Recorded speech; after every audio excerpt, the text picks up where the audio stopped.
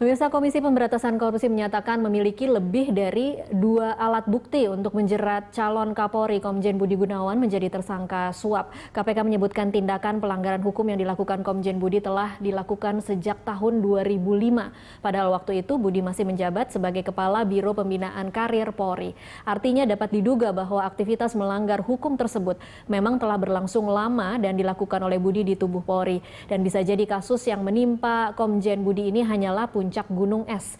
Pemirsa, untuk mengupas kasus suap yang kini menimpa calon tunggal Kapolri Komjen Budi Gunawan serta seluk-beluk potensi pelanggaran hukum terkait suap dan korupsi di tubuh Polri, telah hadir di studio pakar hukum pidana Universitas Indonesia Akhyar Salmi. Selamat sore Pak Akhyar. Selamat sore. Ya, Pak Akhyar, ini cukup mengagetkan banyak pihak dan kemudian berkembang banyak spekulasi dan kira-kira skenario apa yang terjadi di balik penetapan KPK terhadap Komjen Budi Gunawan sebagai tersangka hari ini. Begitu dekat dengan ketika Jokowi telah menyerahkan surat kepada DPR sebagai satu-satunya calon tunggal Kapolri. Tapi kalau kita boleh melihat dari aspek hukum, apa saja sih yang janggal dari penetapan ini, Pak Akhyar? Iya, saya tidak mau memakai istilah janggal. Mungkin mau melihat kelaziman. Tidak lazim berarti, iya. Oke. Kalau kelaziman selama ini, kan ada orang dipanggil. Ini kelihatannya menurut informasi yang saya peroleh, kan belum pernah dipanggil ke KPK ya. Kelaziman selama ini ada apakah dia dijadikan dimintai keterangan terlebih dahulu, lantas mungkin nanti dijadikan tersangka, atau yang bersangkutan jika dia tertangkap tangan. Ini kelaziman. Nah, ini kan tiba-tiba. Tentu masyarakat memang kaget dengan peristiwa ini, termasuk saya juga kaget juga mendengar berita ini.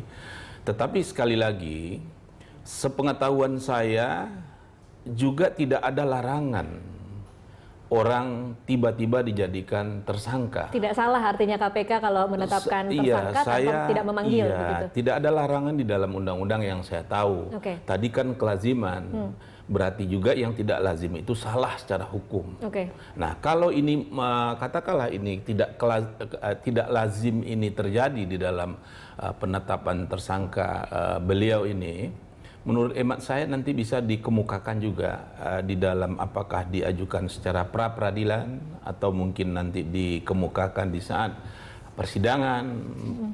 Bahan pembelaan oleh penasihat hukum menurut saya. Itu pilihan yang mungkin bisa dimiliki oleh Budi Gunawan. Iya, karena ini kan KPK sudah menjadikan tersangka kan. Iya. Nah, tidak ada lagi pilihan yang lain.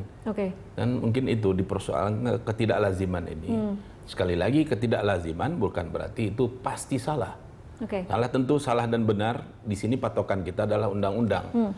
Nah, di dalam hukum, prinsipnya juga di dalam hukum itu adalah semuanya itu boleh kecuali dilarang. Jadi harus ada larangan. Ada nggak larangan? Saya tidak melihat larangan itu. Kalau tadi kita mendengarkan penjelasan dari KPK, urut-urutan dari penetapan tersangka hari ini adalah berlangsung sejak tahun 2010, mendapat laporan dari masyarakat, kemudian pada 2012 ada hasil pengkajian diperiksa kembali, kemudian ekspos pertama kali digelar pada Juli 2013, dan penyelidikan tertutup atau menaikkan kasus ke tahap penyelidikan dilakukan pada Juli 2014. Artinya 4 tahun itu masuk tahun kelima saat ini. Ada waktu yang cukup panjang sebenarnya untuk kalau misalnya bisa memanggil, atau setidaknya kalau bukan Budi Gunawan, saksi-saksi yang berada di sekitar kasus itu. Iya, di sini kan kita tidak tahu juga strategi di dalam penegakan hukum. Setiap institusi tentu dia mempunyai strategi. Langkah apa yang dilakukan.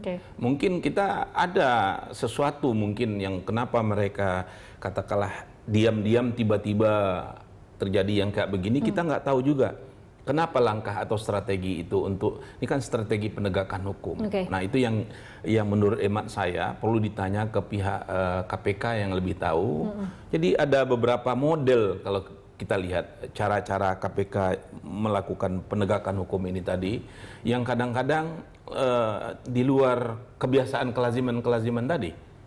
Nah, ini mungkin strategi mereka, kita nggak tahu apa. Baik. Ditahan dulu Pak Akhyar, kita masih akan lanjutkan di segmen selanjutnya. Pemirsa tetaplah bersama kami.